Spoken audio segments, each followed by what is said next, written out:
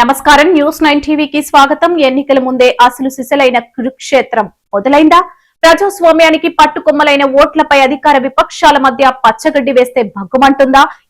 కేరళలో మరి రెవెన్యూ అధికారులు ఏదైతే బిఎల్ఎస్ కు ట్రైనింగ్ ఇవ్వడం జరుగుతుందో దాని కొరకు మేము మరి మండలంలో ఉన్నటువంటి 35 బూత్లకు 35 మంది బిఎల్ఏలను నియమించడం అనేది జరిగింది.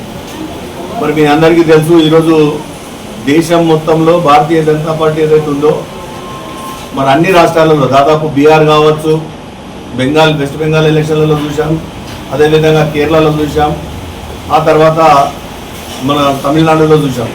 మరి ఎక్కడెక్కడైతే ఎన్నికలు జరిగినాయో అక్కడక్కడ మొత్తం అక్కడ ఉన్నటువంటి ఎలక్షన్ కమిషన్ ఏదైతే అటానమస్ బాడీ ఉందో, అంటే ఎలక్షన్ కమిషన్ ఎటువంటి ఏ పొలిటికల్ పార్టీకి సంబంధం లేకుండా పనిచేయాల్సినటువంటి ఒక అటానమస్ బాడీ ఉన్నటువంటి ఒక ఎలక్షన్ కమిషన్ కేవలం భారతీయ జనతా పార్టీ యొక్క ఏజెంట్గా మారి ఈరోజు దేశంలో ఉన్నటువంటి కొంతమంది ఈ ఓట్లను చోరీ చేస్తున్నటువంటి విషయాన్ని ఇప్పుడు తెలంగాణ రాజకీయాల్లో ఓట్ల లూటీ ప్రకంపనలు సృష్టిస్తుంది.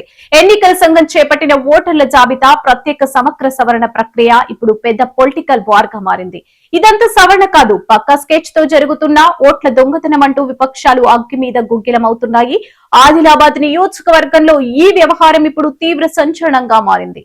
కేంద్రంలో ఉన్న బీజేపీ ప్రభుత్వానికి అనుకూలంగా ఉండేందుకే పక్కా వ్యూహంతో విపక్షాల ఓట్లను టార్గెట్ చేసి తొలగిస్తున్నారంటూ కాంగ్రెస్ పార్టీ తీవ్ర స్థాయిలో మండిపడుతుంది. ఆదిలాబాద్ నియోజకవర్గ సెల్ కన్వీనర్ బాలూరి గోవర్ధన్ రెడ్డి అధికార పక్షంపై ఎన్నికల సంఘంపై నిప్పులు చెరిగారు. మండల కాంగ్రెస్ ముఖ్య నేతలతో కలిసి మీడియా ముందుకు వచ్చిన ఆయన సంచలన ఆరోపణలు చేశారు. స్థానికంగా లేరని సాకు చూపిస్తూ కేవలం కాంగ్రెస్ వైపు మొగ్గు చూపే ఓటర్లను ఏరి కోరి మరీ జాబితా నుంచి తొలగిస్తున్నారనేదే విపక్షాల ప్రధాన ఆరోపణ.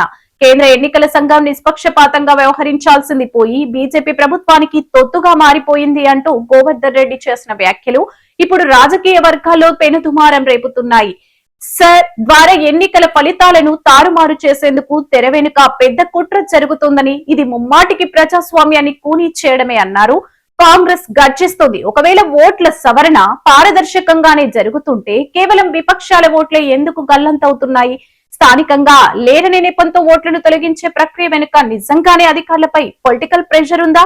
కాంగ్రెస్ చేస్తున్న ఈ ఓట్ల దొంగతనం ఆరోపణలపై అధికార బీజేపీ శ్రేణులు ఎలాంటి కౌంటర్ ఇవ్వబోతున్నాయి? కేంద్ర ఎన్నికల సంఘం ఈ ఆరోపణలు ఎలా తిప్పికొడుతుంది? ఈ ఓట్ల రచ్చ ఆదిలాబాద్ దాటి రాష్ట్ర వ్యాప్తంగా ఎలాంటి చిచ్చు పెట్టబోతుందో చూడాలి.